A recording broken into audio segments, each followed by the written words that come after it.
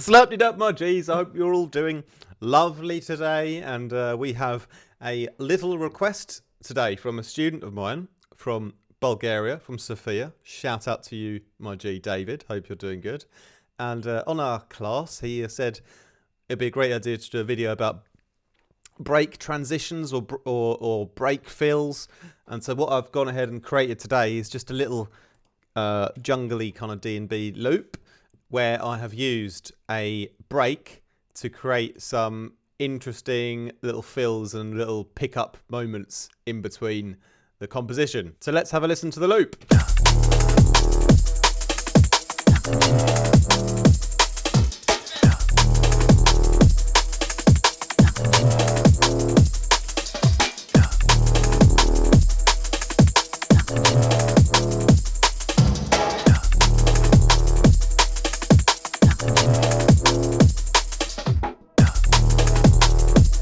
So what I've done is I've used the same break, and it's a break from the Spy sample pack, and it's a classic jungly break on its own.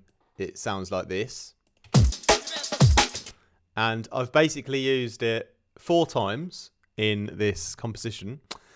Twice where it's just the first half, and twice where it's the second half. So that's the way I've played it.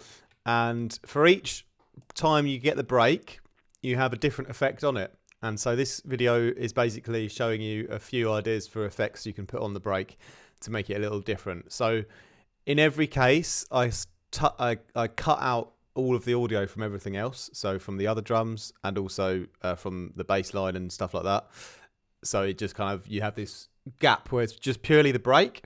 And in that case, it's cool. You've got like a lot of frequency content and stereo width to use up. So that's where I decided that I want to add in like an extra layer on top of the normal break. So it's just a little bit more, interesting and like wider and lovelier. So the first one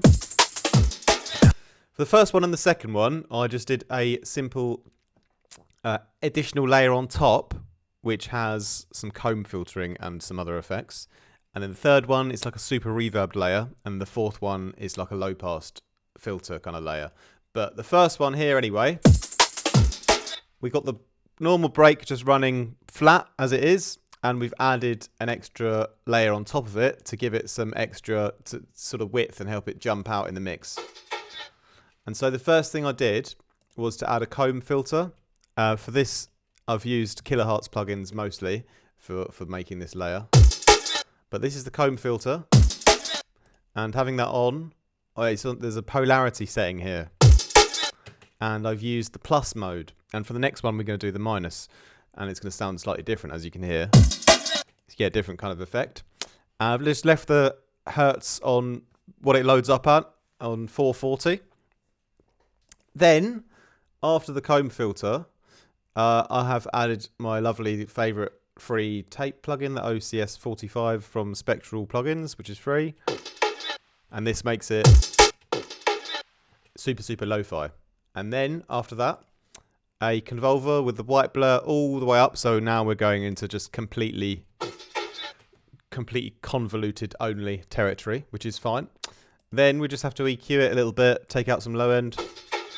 And finally, another convolution, but this is the small control room, and I've just mixed it in. So this one is just using getting a bit extra, slightly longer, more natural reverb, but only in a small amount.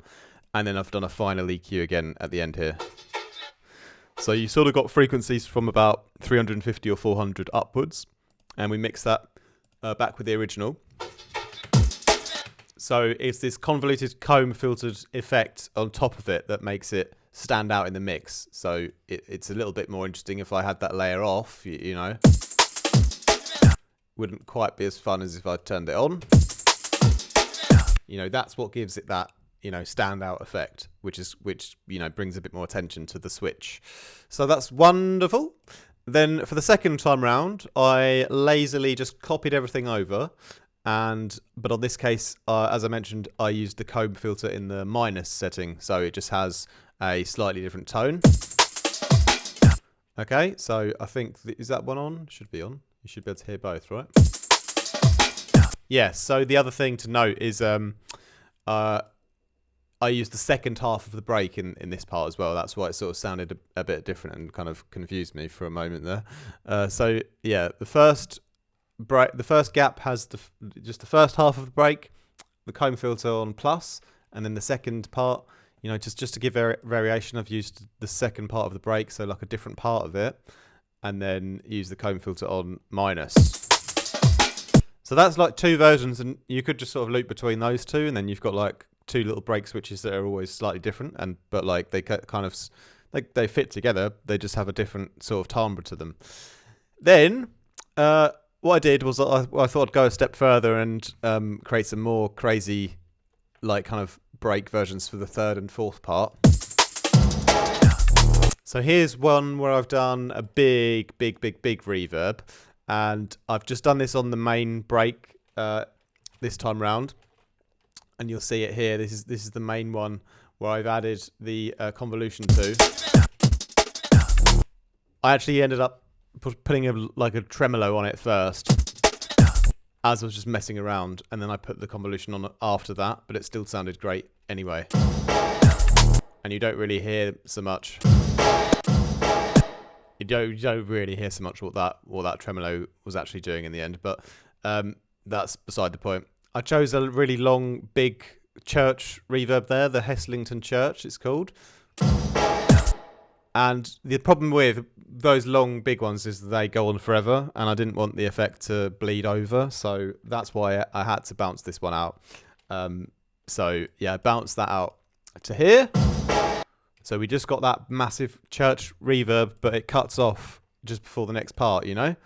And I ended up reinforcing it a little bit with the actual break again, but with this tremolo effect on it, okay? But when you play them together, you've got a bit of this kind of like dry signal coming in from the original break that's just been tremoloed, plus the massive reverb thing. It just kind of, you know, reinforced it a bit, having that dry signal in a little bit at least, you know? So that was the third version. And then the fourth one, really simple. All I did for the fourth one was put on a nice, lovely Filter Freak low pass, and essentially just kind of comes from top to bottom, so just kind of filters down wonderfully. And a white blur is then applied to add a slight bit of convolution and width, but it's not mixed on all the way, so I've just used one channel for this because I was a bit lazy by this point. So one more time for the people at the back.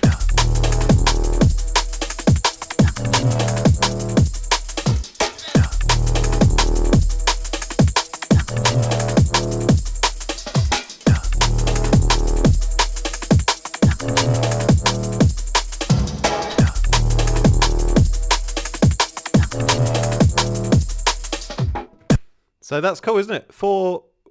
Break done 4 ways, essentially, is the recipe that I've created. And yeah, just that one little break, use 2 different sections of it, you know, alternating. And then also apply different effects with a comb filter, one on the plus mode, one on the minus mode, to give different harmonic tonality. All of that running through like some tape and some convolution, other plugins. You don't have to follow my formula exactly, but that's the general idea. And the third one here having just an over-the-top dramatic reverb, but cut short so it doesn't bleed over. And then the fourth one, just a nice, simple, low-pass filter ting.